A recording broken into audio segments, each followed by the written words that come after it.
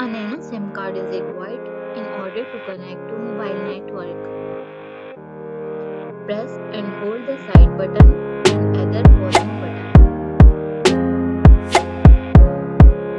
Swipe the power icon from left to right.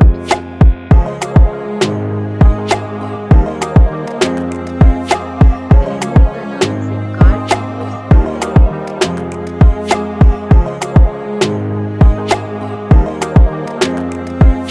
Now, insert the SIM injection tool into the hole in the SIM card tray and push until the tray pops out.